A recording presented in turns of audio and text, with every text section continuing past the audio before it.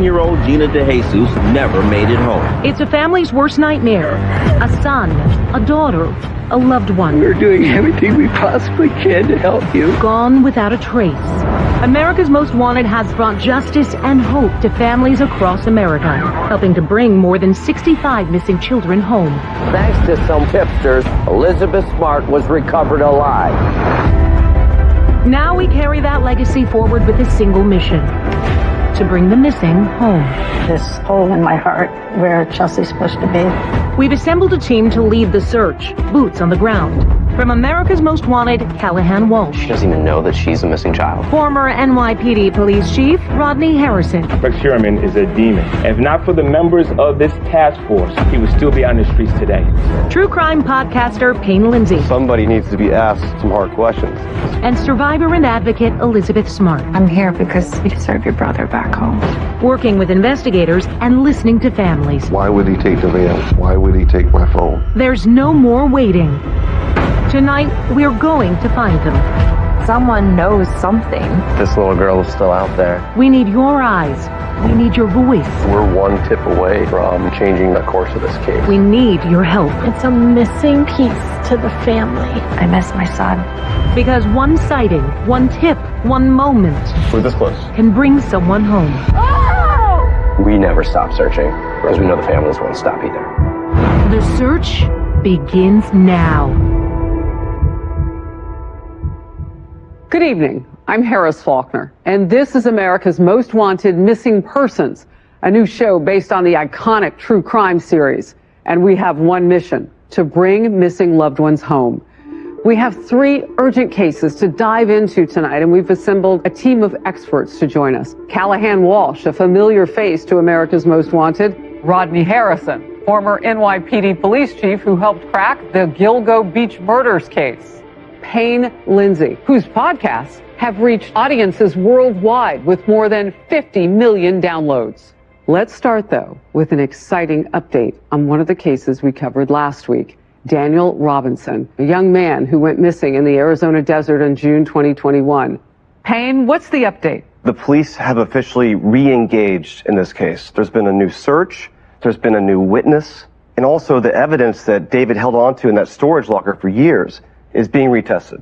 And amazing. It's big news, and this is momentum that we want. It's why we do this. Great work. And it's a step in the right direction. Well, and there's more good news to tell you about. Gabby Petito's father, Joe Petito, actually went to Arizona to help Daniel's father with his search. And we'll see Joe right here in studio next week. And by then, we hope to have even more updates to give you. There's movement in this case, and that's a positive thing.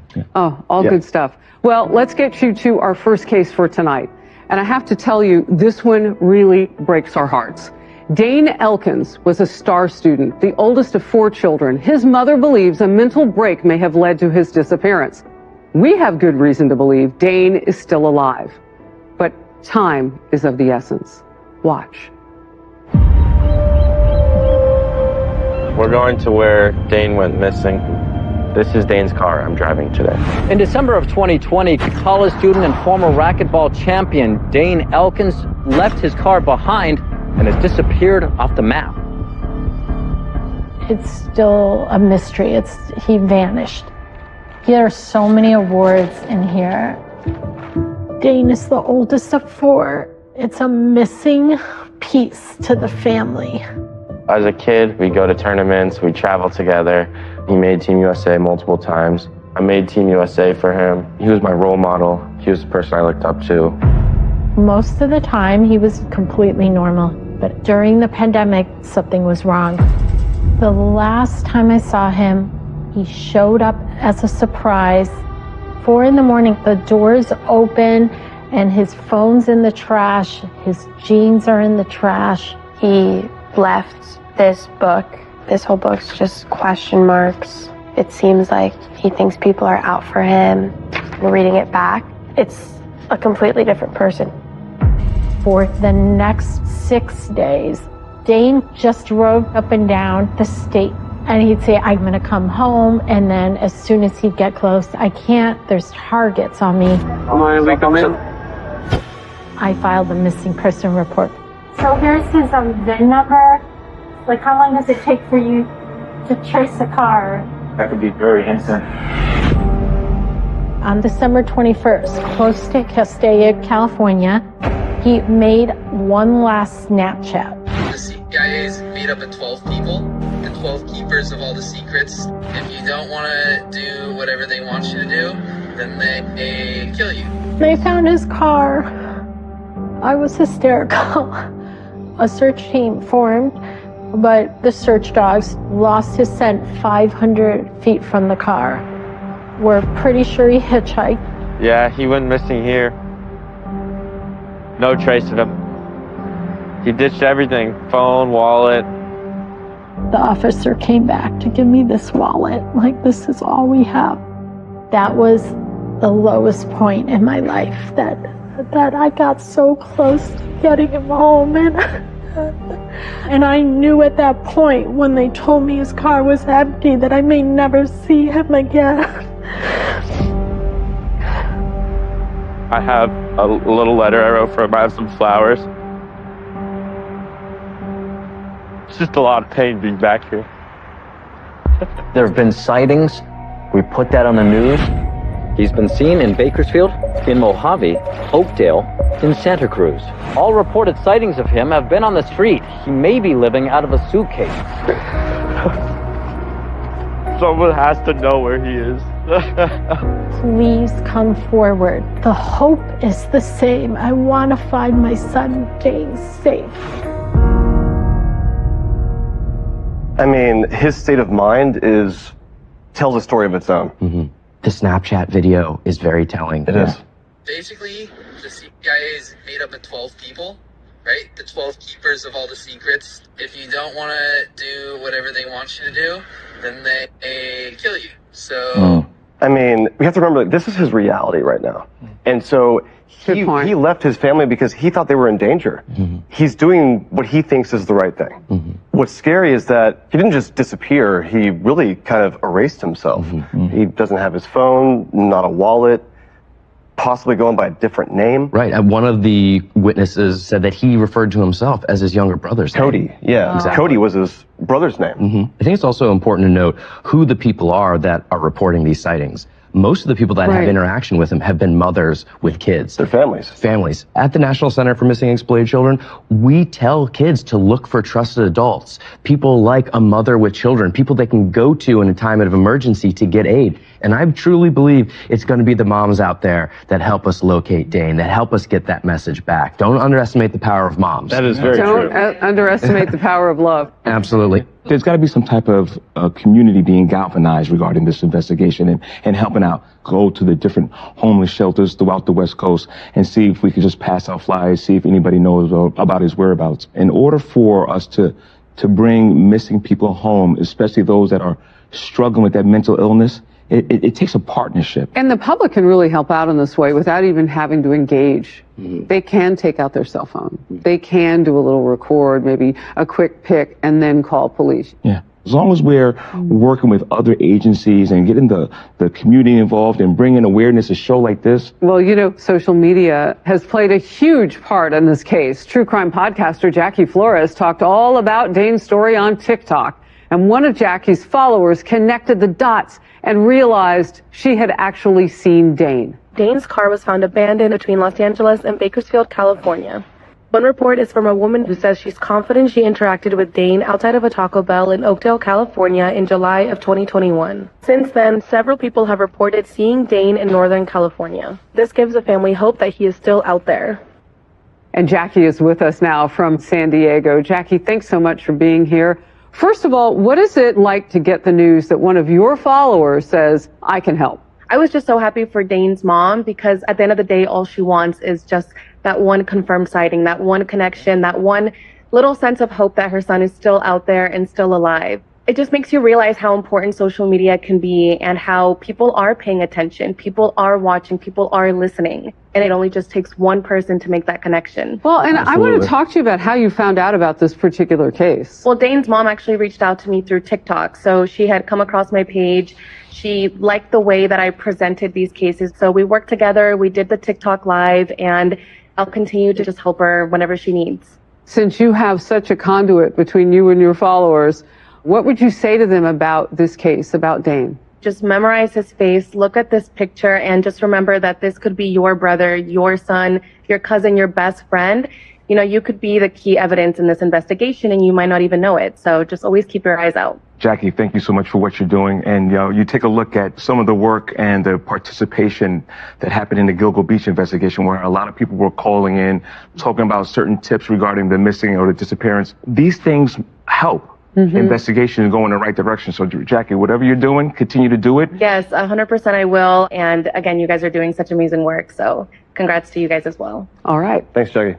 The only thing we know for sure, his family is heartbroken without him. We need your help. Dane's mom says people should not directly approach him and they should not use his name if someone does see him. Just be a friendly face. And if you have more information about any of these cases, please call 1-866-AMW-TIPS or go to our website, amwtips.com. Still to come on America's Most Wanted Missing Persons. Nicole was murdered. I remember yelling, no. Ariana, her daughter, vanished. Do you think it's a possibility that she doesn't even know that she's a missing child? 100%.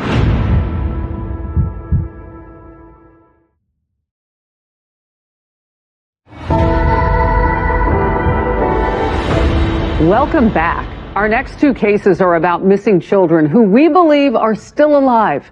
We're joined again by our experts, a team including Elizabeth Smart, an advocate and survivor who knows firsthand how important the public's attention to cases like this really is.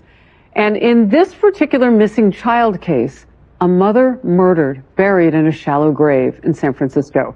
Her 2.5-year-old daughter, Ariana, is missing. The San Francisco Police Department is offering a $250,000 reward in this for any information about this missing child. 32-year-old Nicole Fitz was killed and buried in San Francisco's McLaren Park. Sources tell us she was beaten to death. Her 2-year-old daughter, Ariana, still hasn't been found. So I'm here in San Francisco searching for Ariana Fitz, a young girl who went missing after her mother was found brutally murdered. I first learned about this case through my work with the National Center for Missing and Exploited Children, and it means a lot to me personally. We need to find Ariana. How are you? Hey. Callahan Walsh. Tess Fitz. Nice to meet you. Thanks for meeting me here. Tell me about your sister and what happened to her. My sister is the most kindest person anyone could ever meet. Her priority was working to take care of her family. Nikki as a sister had her struggles and things that weren't going so well in her life, but would always look out for me, always looks out for people, before herself. One day we get word that no one had heard from Nikki. After a few days of searching, we were delivered the devastating news that she was found dead in McLaren Park. Sorry to hear that. I mean, it was a punch to the gut and at the same time, not real.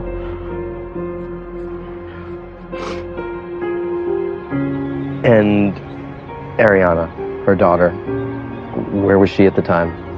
Vanished.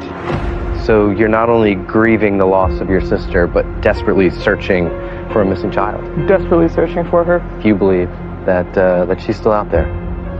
There is hope. 100%. We need answers. We need to bring her home. There was a period of time where my sister was living at a shelter. As a result of just how expensive living was, it was there that she met Lemasani. Lemasani Briggs was a street pastor who met Nicole and her daughter in a San Francisco homeless shelter. My thing is that I help people. Briggs passed away in 2021. Lemasani decided, hey, why don't you, just move in here? She charged Nikki rent, which, rightfully so. Lemasani was also babysitting Ariana, but Lemasani was going through her stuff when she wasn't there. Although Lemasani opened her home to Nicole, she didn't give her a key. She read her personal diaries, and she forced her to donate both money and time to her organization. My sister was like, I'm fed up, I can't take this anymore. And after my sister got out of there, Lemasani refuses to give her stuff and refused to even give us Ariana's car seat. like, I don't want to get makeup on you. But I'm so sorry. You're strong for Nicole. I have to be. I met Nicole working at Best Buy. I knew something was wrong. And the first thing I said is, just come stay with me. Nikki changed babysitters from Lamasani to Lamasani's nieces, Cielo and Helena, with Devin Martin. She was paying them around like $600 a month to watch Ariana because she was with them so much. It was Friday. She got a call from the babysitter around 9:30. She was supposed to get Ariana back that evening. She was like, hey, the babysitter wants to meet at B&J's restaurant. She said she was going to be 5 minutes.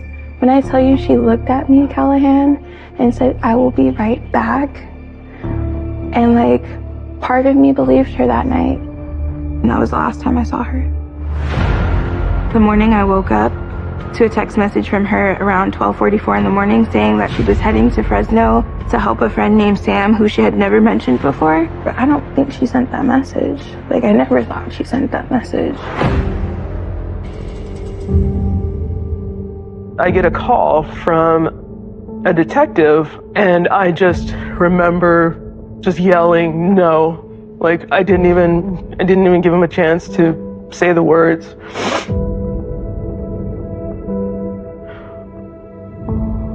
This is the spot where Nicole Fitz's body was found buried in a shallow grave here in McLaren Park. How was someone capable of doing that? I don't understand. Police and FBI investigators also revealed a piece of plywood with unusual markings found placed over Nicole's body. How did Nicole's body wind up in McLaren Park, just a 5-minute drive from the burger joint? Why that specific location? Somebody has the answers. Prior to Nikki's death, Lamasani was just sending like angry texts to Nikki. Like, the one that I remember most distinctly was, bring my baby back to me. This lady's crazy. This is unreal. I mean, this little girl goes missing in circumstances like this. Her mom working all those hours. I just can't put this one together. It's difficult to wrap your mind around. You know, this is still a red hot case. It's been 9 years, but I think that $250,000 reward is indication, especially from SFPD, a great vote of confidence that they believe Ariana is still alive, that this case can be solved. And that reward can be a very motivating factor. It's change your life money. I completely agree. And I think it's something that if you've seen someone that looks like Ariana, you're a teacher, there's a student in your class that matches the age progressed picture. A new girl down the street. Exactly, a new girl down the street. Don't just think, I don't want to get involved. We cannot have that mentality. You got to get down to the motive. And what was the motive for Nicole being killed? What exactly do we know about the background of these babysitters? Well, I can't speak about all three of them, but the one thing, Helena Martin, she did 6 years in custody for the killing of her baby's father. I mean, what's the job of a babysitter? To keep watch them over the safe. kids, right? Yeah, to keep them safe. This kid went missing. At what point do you start, at what point do you stop saying it's a coincidence? Right. And we're going to learn a lot more in part 2 after the break. Remember, we have reason to believe Ariana is still alive. And we also need your help with this urgent case. Pay attention to this photo of 14-year-old Stephanie Damron. She's been missing since September 23 after walking into the woods behind her home in New Sweden, Maine, near the Canadian border. The FBI and Maine State Police are offering a $15,000 reward for information leading to Stephanie's safe return.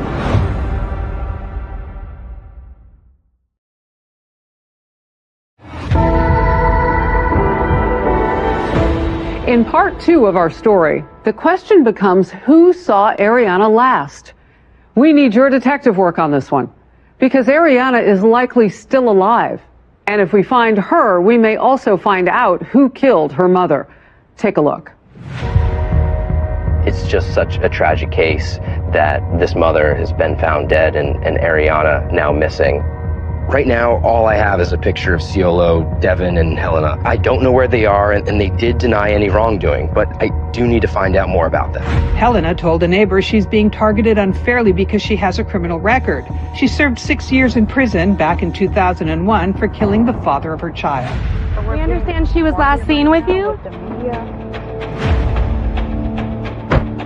I'm on my way right now to the FBI's headquarters here in San Francisco. I want to hear the FBI's theories. Nothing is adding up. Can you tell me what the current state of the investigation is? This case has been very much an active investigation for us. Open since, the day we were notified that she was missing. The babysitters were likely the last people known to be in contact with Ariana. Were you able to contact them? We were able to interview Helena Hearn and Devin Martin. They came into my office voluntarily on 2 separate occasions, and then they stopped coming in. They left the area. We do believe the individuals who are in the Bay Area have since relocated to Las Vegas. So we've targeted the Las Vegas area with billboards and an information campaign. The reward is up to $250,000. Ariana would be around 12 years old now. Do you believe that Ariana is still alive? Absolutely. We have nothing to believe otherwise in our investigation, and we want to bring her home safely. Do you think it's a possibility that she doesn't even know that she's a missing child? 100%, yeah, I would say she might not even know she's missing herself. What do you want the public to know? Nicole Fitz worked very hard to keep her family united and was murdered and buried in a shallow hole in a public park in one of the wealthiest cities on the face of this earth, San Francisco, and her daughter is missing, and to speak frankly, the community should care about this case. This is the park where her body was found. Yeah. Are you okay being here? It's tough being here. There's a $250,000 reward for information that leads to the whereabouts of Ariana. Anybody out there who has information, come forward. It's been 9 years. The public, her friends, her family, never ever gonna forget. And there's so many people who I know now who I wish got to know her as well. I'm just asking the public to please first remember the brutal injustice that happened when my sister was killed and her daughter was abducted. Be on the lookout for Ariana, and also for anyone who knows anything, please provide information.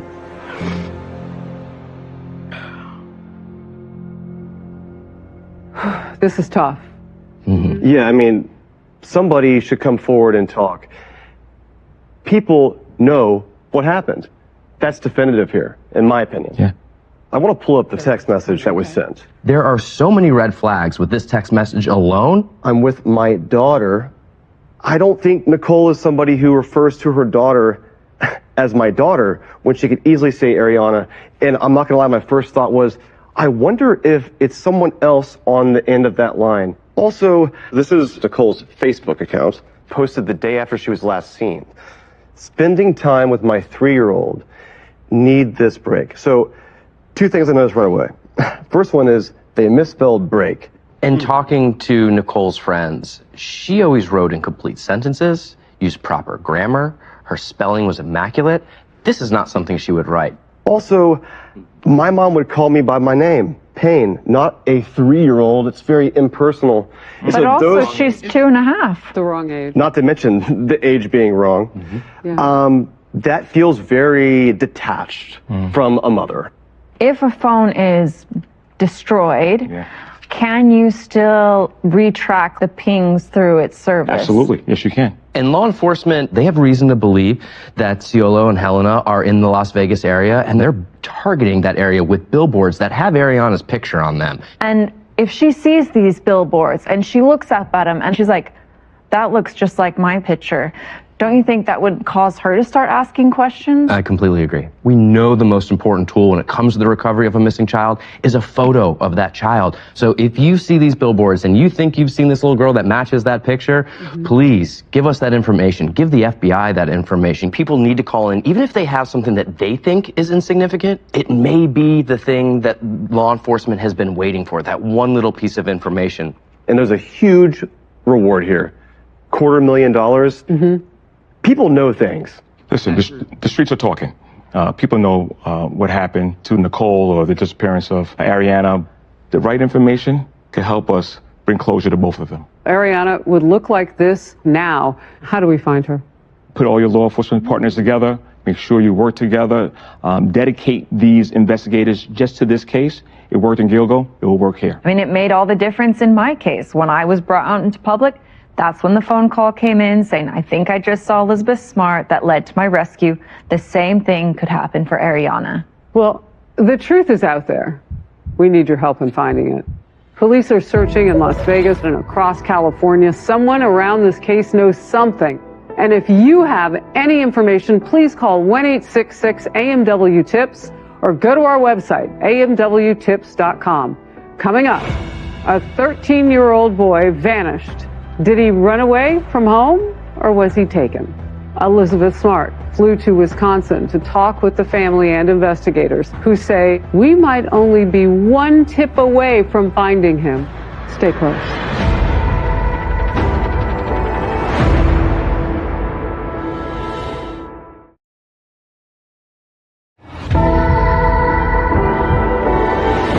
Welcome back. 1 year, 10 months, and 23 days. That's how long James Yablonsky has been missing. And James was just 13 years old when he vanished in June 2023. Our Elizabeth Smart went to Wisconsin where James was last seen. His family desperate for any help, and Elizabeth offering hope in their time of need. Every year, over 600,000 people go missing. James Yablonsky has been missing now for almost 2 years. There is absolutely still hope that he's out there, that he's alive, and we just need to bring his story to the attention of more people because someone knows something. In a bizarre case from Sauk County, Wisconsin, on June 12, 2023, 13-year-old James Yablonsky was reported missing. Images of James leaving his home were captured on the family's home security system. Early that morning, you see James Yablonsky carrying several bags out to the family van, and then he departs the home in the van. I would have never seen James doing anything like this. The man's gone and James is gone. He's got my phone. Sauk County deputies found the family's van abandoned on Highway 12, but no sign of James. Not knowing takes your breath away. It makes you wonder if you have the strength to go on. Hello? Hi, you must be Bill? Yes. Elizabeth. Come on in. Thank you. This is my daughter, Natasha. Hi, Natasha. I think this is amazing that you're doing this. I just want him home. It's been too long. How do both of you feel? It's hard on her. Yeah. Because they were so close.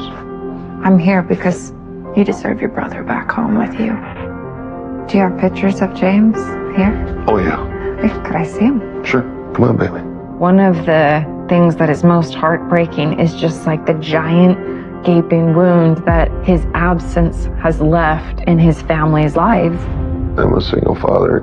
I have 4 children at home. 3 boys and a little girl. And James is my baby boy. James is very warm and loving. He cares about people. He loves tinkering with all kinds of engines and stuff. So that's why I bought him his own boat. Oh, you bought his own boat? It's a project he can look forward to working on, and it's his. I mean, the boat is waiting for him when he gets home.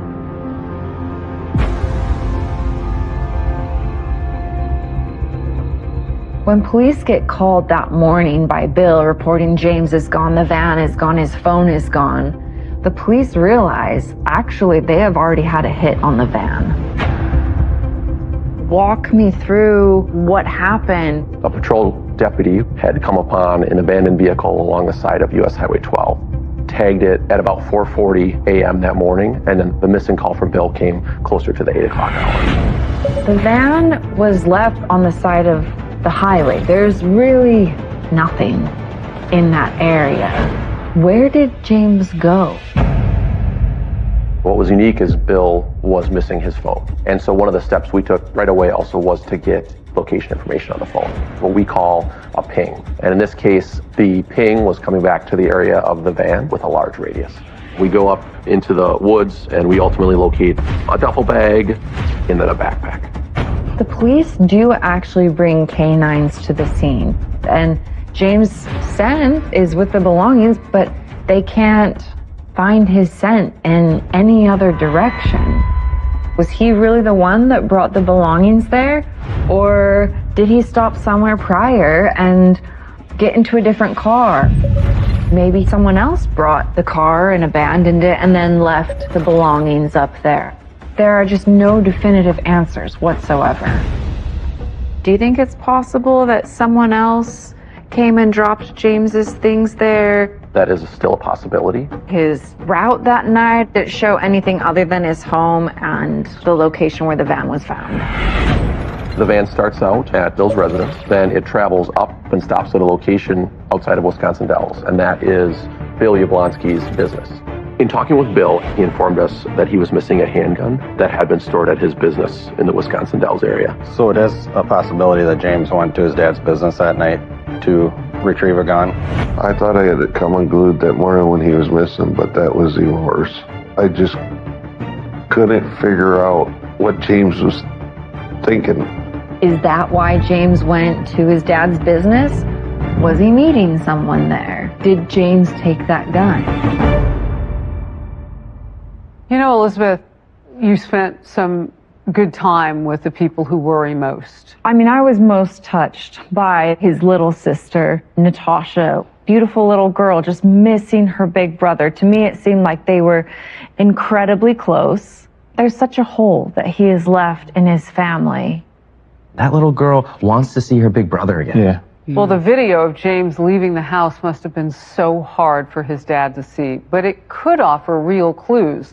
Well, it's clear that he's got not only a backpack, but 2 duffel bags. In the initial hours of the investigation, it seemed like he had left the home on his own volition. However, if this is a grooming or luring situation, that really is a dangerous situation for any child to be in. I agree. I've felt sad and scared as a 13-year-old boy before. And I'm hoping that someone didn't take advantage of James's vulnerability here. In part 2, law enforcement officials weigh in on his case. Plus, a cryptic video James allegedly posted to social media. Stay with us.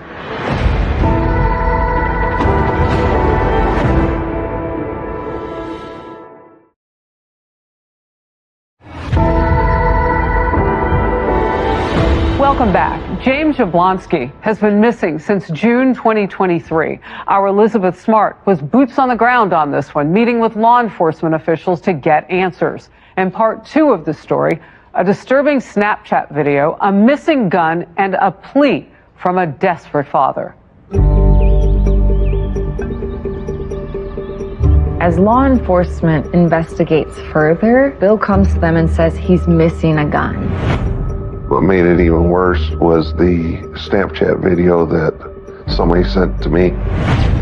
Sorry for everyone who cares about me. It's not their fault. It's no one's fault. It's my fault. I chose to do it. I'm scared. I'm sad. I have no emotions anymore.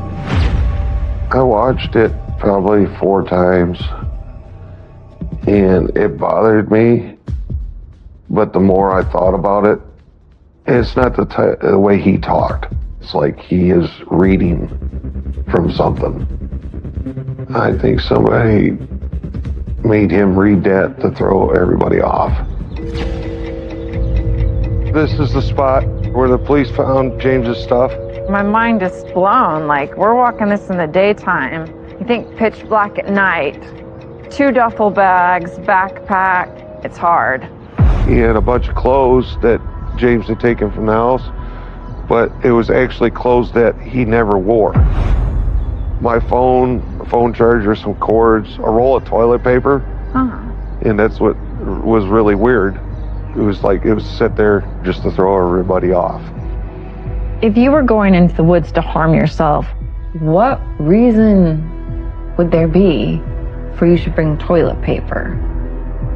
Why do you think he would have taken your gun? My theory is he knew he was meeting somebody that he didn't know that he was talking to, and I think he took it for protection for that. James played online games, and I think he met somebody through one of those games. Unfortunately, predators go onto these gaming platforms to find vulnerable victims. Does this place make you emotional being here? It tears me up inside that he's not here right now. I just want him home. I don't think he's out there by himself, but I think there is someone out there who does know something, and I think James is alive. So tell me about this boat. It's a project boat. It doesn't need a lot of work, but it's something that we can do together. I've always tried to be the best father I can with James. I just feel like that maybe there's something that I did wrong to push him to leave. If he knew about the boat, he would be excited about it. Oh yeah, because he loved to fish. I don't know if it's being hard on him, wanting him to do better than I did, not make the same mistakes I did. James was a strong-willed kid. If he thought something was wrong, he would tell you. I think hope is so important. Like for me, it was knowing that my family loved me unconditionally, that gave me the hope to survive. And I'm so grateful that my parents never gave up, because I think if they did, I don't think I would be here. Him and his brothers and his sister mean the world to me. And without them, I don't have anything. I just want to know, I pray for an answer. Whatever God gives us, I pray for an answer. And if someone is holding him, I hope they find a heart and let him go. James, I need you here, and everyone else needs you here. Please just come home. Elizabeth, it's so interesting to see his dad talk directly to his son. There was so much confidence around the story that he's alive. I truly do believe he's alive, and I think making sure that his father doesn't lose hope is really going to be one of the key factors in helping to bring James home, because his father is the one keeping his story alive. He was playing online games. We know that from the family. How can that help us find him? What happens in gaming is you're dealing with strangers, and so many different things can be put in a young person's head to leave their family. You play this game, I play this game. Okay, cool, we're friends now, right? We have something in common. That invites and opens the door for someone who might not have the best of intentions to already gain that trust with James. So I'm a mom of 2 teenage girls, and you hope your kids are telling you everything. You think you know them and where they might go online. But the truth of the matter is you have to stay locked in on them. What's unfortunate is Romney's right. At the National Center for Missing and Exploited Children, we operate the cyber tip line. We had over 400,000 reports of online enticement last year alone. And that's just what's reported. That's just what's reported. If this is a case that he was lured from the home, the person that lured him might have come up with a plan with him and shared that plan that we're going to go camp and we're going to go hide out in the woods. And James might have found out very quickly that that wasn't the plan at all. The campsite where his clothes were found, it looks like the end of the story. But I wonder if that was actually just the first stop. I mean, I think that the police were very, very thorough. They had the drones in, and then they came back again a couple months later with cadaver dogs, just in case they missed. And nothing was ever found. You know, in my own case, they brought dogs to track me down, and they then thought that a car came and picked me up. No car ever picked me up. They had just lost my scent. So Like, where do you go from there? I don't want anybody believing that this whole case is germane towards Wisconsin. This is something that might have taken them across the country. So there's got to be work done locally, but yet at the same time, we have to do a lot more outreach nationwide to see if we can bring James home. Mm-hmm. Absolutely. At this point, he could be anywhere in the United States. Enough time has gone by that he could be in any state. So if you're a parent out there, I know this can be scary, but parents should talk to their kids about situations like this. They should show this to their children. No, I agree. I mean, my mom made me watch America's Most Wanted, and your dad was one of my heroes. Your dad's training videos, they're burned into my brain. So I think it's important that other young kids, that they're exposed to this. We can learn from these things. And we can also rally together to bring him back. Absolutely. I mean, there is a young boy out there who needs our help. His family desperately wants him to come home. Parents, show your kids this show. Let's bring James Yablonsky home. All right, we need your help to solve this case. Remember, if you have any information, please call 1-866-AMW-TIPS or go to our website, amwtips.com.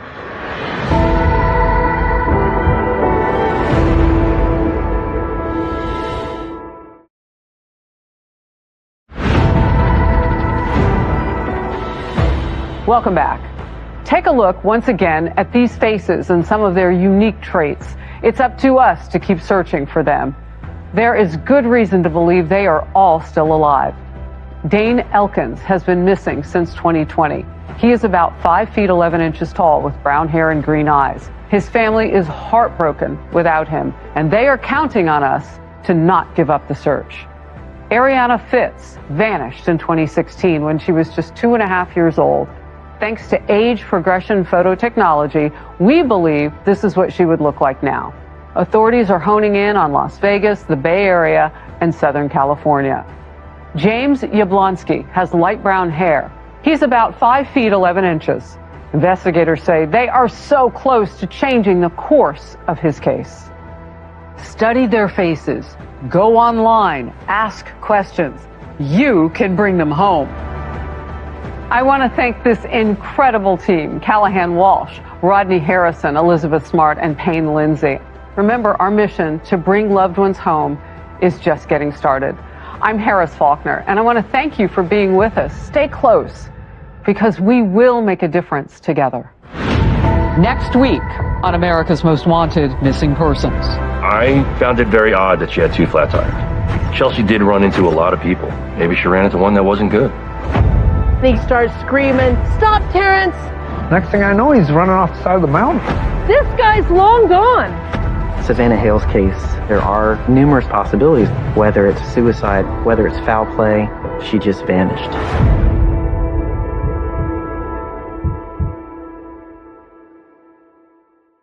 Ooh, ooh, ooh.